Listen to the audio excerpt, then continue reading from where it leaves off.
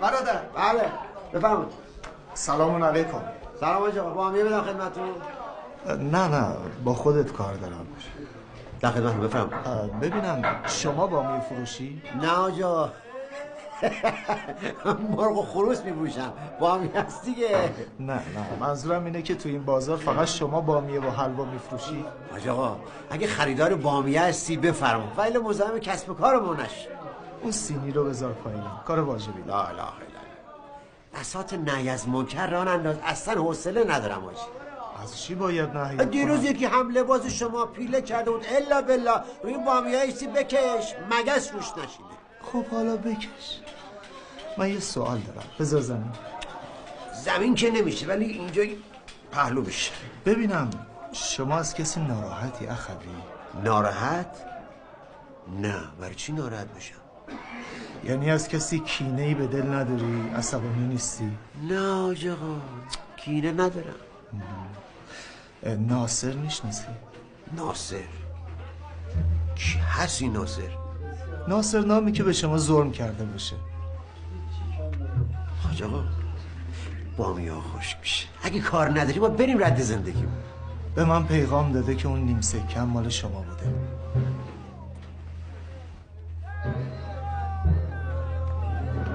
تو طرف اون مردک اومدی حاجی؟ منو فقط شفیع قرار داده، همین. برات یه پیغام دارم. چند سال پیش تو همین بازار حاجی یه مشتری اومد از ما بامیه خرید، پولشو داد، بقیه پولش هم بهش دادم. رفت و برگشت مدعی شد یه سکه بهش کم دادم. آقا جون حواست نیست، حواس پرتی داری پولتو را گمش کردی. من حواسم نیست و حواست هست. به جای 7 6 تا دادی. پدر محترم آقای عزیز، من 7 سکه به شما دادم. آقا تو 6 تا دادی، حواست نیست. داد چرا میزنی؟ شمردم خودم و چشمم 7 سکه به شما دادم، گذاشتی پرشان رفتی گمش کردی. این 6 تا بشمارم. یه سکه واسه من ارزش نداره، اما زیر بار حرف زور نمیرم. تو چرا داد میزنی؟ تو چرا داد میزنی؟ کدام زور حرف منه؟ خدا میگه داشته باش. ارادی تو را گمش کرد من میگه الان. بفرما آقا. شلوغش کرد تو بازار آبرونه برده. ایو الناس 7 سکه بهش دادم رفته گمش کرده. آفرین. آره. این آقا رو قبول داری؟ هیچ کیو قبول ندارم. آقا هر چی من فقط خودم رو قبول دارم. بفرما. آقا من قبول دارم. حاجی آقا تومت میزنه. سلام علیکم. سلام آقا یه لحظه بیاین بین ما داوری کنین. برادر، من اینجا قریبم، عجله هم دارم. شما هم که منو نمیشناسین، خودتون صلح کنین. بهتر که همو نمیشناسیم. آقا مسئله صلح نیست، مسئله حیثیته. شما یه لحظه بیاین. از دست شما لا اله الا الله. چی شده اخوی؟ حاجی آقا شما قضاوت کنید. شما که ماشاءالله از وجناتتون معلومه که مرد خدایید. آقا من یه اشرفی دادم، یه بامیه گرفتم، به جایی که 7 تا سکه بهم بده آقا 6 تا سکه به من داده. راست میگه برادر. تمام و کمال 7 سکه بهش دادم، گذاشته پر شالش رفته اون ورتر برگشته ادعا میکنه 6 تا بهش دادم. من به خاطر یه سکه دروغ نمیگم. منم دروغ نمیگم. یه بگرد. حالا شما یه سکه به ایشون بده. من 100 تا سکه تو جوب میندازم اما پول ناحق به کسی نمیدم. آقا کدوم ناحق؟ اگه 7 تا سکه داده بودی میگفتم 7 تا سکه دادی. آخه درست نیست 2 تا مؤمن به خاطر یه سکه با هم جر و بحثشون بشه. مسئله یه سکه نیست، مسئله تهمتی که به من زده. برادرها من این ریش سفید و گرو میذارم، یه کلم حرف میزنم، تقاضا میکنم رو حرف من حرف نیاری. نه 7 تو نه 6 تو، وسط میگیریم 6 تا و نصفی. شما نصفی سکه به ایشون بده، حال قضیه رو تمومش کنیم بره. نصف چیو بدم؟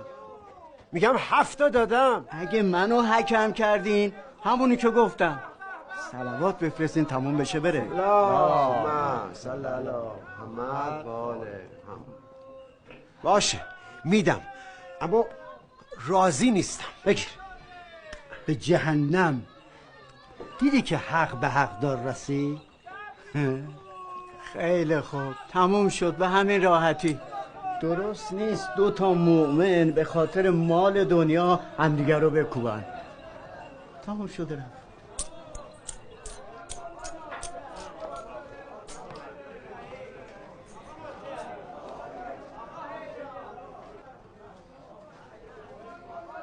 چرا اینجوری نگاه میکنی؟ حقش نبود، بد قضاوت کردی، ظلم کردی در حق من. نه ظلم نشد، وسط معامله رو گرفتیم تموم شد و رفت. برو دنبال کسبت، برو برادر. این چه فرمایشی بود که کردی؟ یه بچه صغیره میتونست اینو بگه. تو باید حرمت ریش سفید خودتو نگه داری، نباید مفتی خرجش کنی. تو با این حرفت منو دوست کردی، نیم سکم بهم بدهکاری، اگر نه مدیونی. استغفرالله، بدهکارم شدیم؟ انقدر چش سفیدی نکن. پیش خودم گفتم حواس پرتی و اشتباه بین دوتا مومن شر را انداخته، اما حالا میبینم نه، کاسب اگه خدا ترس باشه انقدر به خودش مطمئن نیست. برای نیم سکه یه پیرمرد 90 رو با بچه صغیر یکی نمیکنه. من که نمیدونستم چی شده، ولی با این لفظ و کلومت بهت نمیاد حرف حق بزنی. به شما هم نمیاد با این محاسن حرف ناحق بزنی. شما حرف زور نزن، نیم سکه ما رو جلوی این جماعت بهمون برگردون، ما هم شما رو با عزت 9 برابر میکنیم. منو بگو یاسین تو گوش خر میخونم. برو خدا جزاتو بده، خدا منم ببخشه. اگه دینی هم به گردن من هست، دین اون پیرمرده. برو خدا حکم تو بکنه، برو بامیات خوش نشه.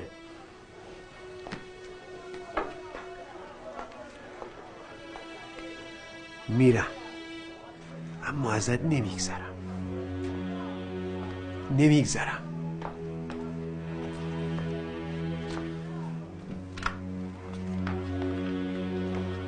از قضاوت اون مرد خیلی سوختم حاجی. خار و خفیفم کرد. بله. خاطر همین آدمی که اینقدر کوچیکم کرد تا قیام قیامت نمیبخشمش. استغفرالله. حالا اگه من تقاضا کنم با هم جایی بریم، لطف میکنیم بیاین؟ زیاد وقتتون رو نمیگیرم. چی بگم؟ آخه میدونی چی حاجی؟ باش، فقط با این بامیاره جای خنک بزنم. بله ممنون. بسم الله. بسم الله. یا. بفرمایید.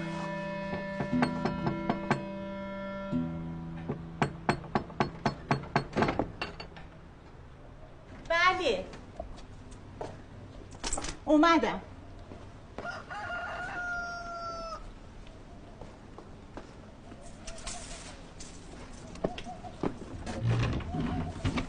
سلام آسیه جان. سلام هانی.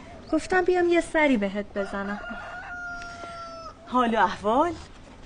ممنونم. حال تو چطوره؟ خدا رو شکر خوبم.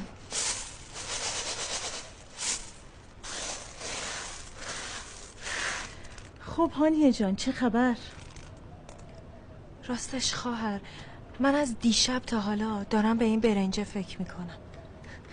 گفتم بیام اینجا از خودت بپرسم، ببینم شما از کجا گرفتین، ما هم بریم از همونجا بخریم. خب میدونی ما نخریدیم. آخه هانیه جان این برنج یه برنج معمولی نیست. واقعا؟ راست میگی؟ والا چی بگم؟ آخه میدونی خودم خیلی دوست دارم که بگم، ولی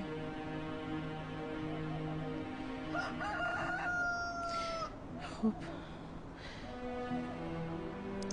شوهرم ازم خواسته به کسی چیزی نگم. ای بابا، یه برنج که دیگه این حرفا رو نداره. تو که منو میشناسی، من همسایتم. ببین من دهنم قرصه. بهت قول میدم به هیچ کسی هیچی نگم. آره ولی خب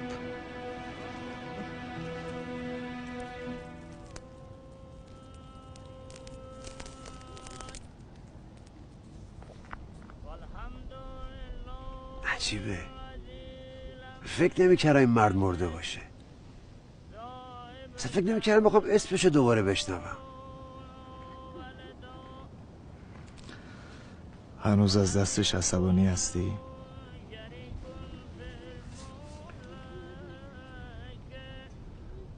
تا قبل اینکه بیا بالا سر قبرش خیلی. اما حالا نمیدونم چی بگم. میبخشیش؟ هر کی تو زندگیش سیر اشتباهات میکنه. منم گناهکارم.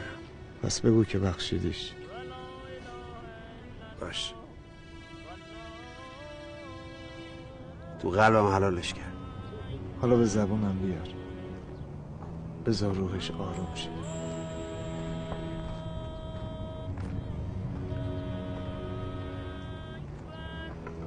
باش.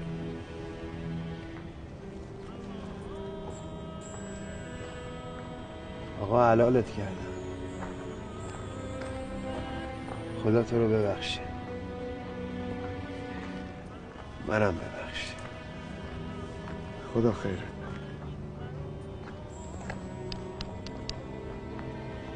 اللهم صل. گفتی اومده بود به خوابتون؟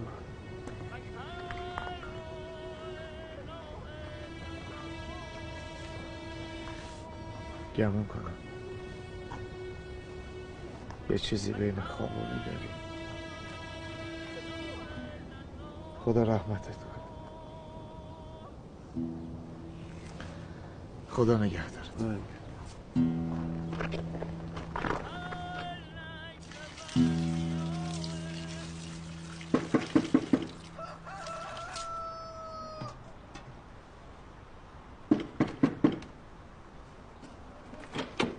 سلام پسرم. سلام مادر جان. سلام مادر جان. التماس دعا. محتاجیم به دعا. یا الله.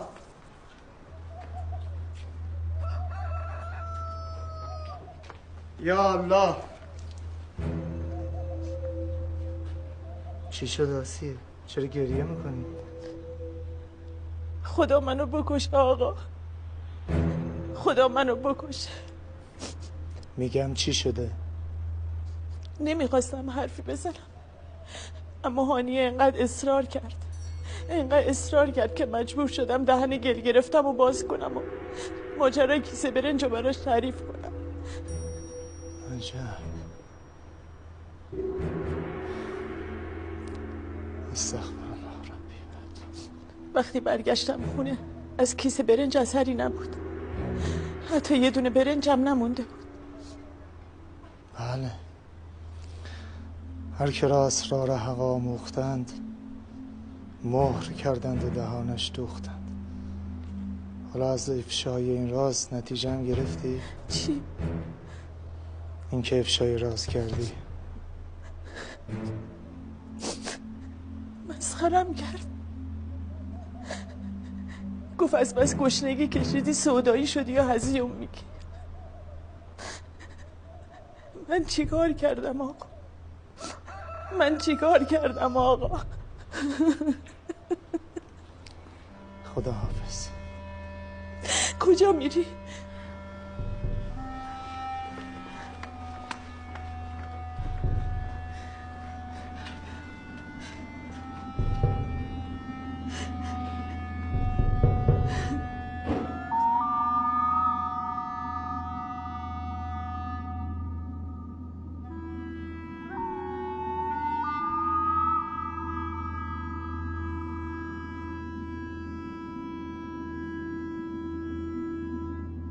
اهل دنیا مثل سوارایی هستن که خوابنده اونا رو میبرن. اگه مردم میدونستن توی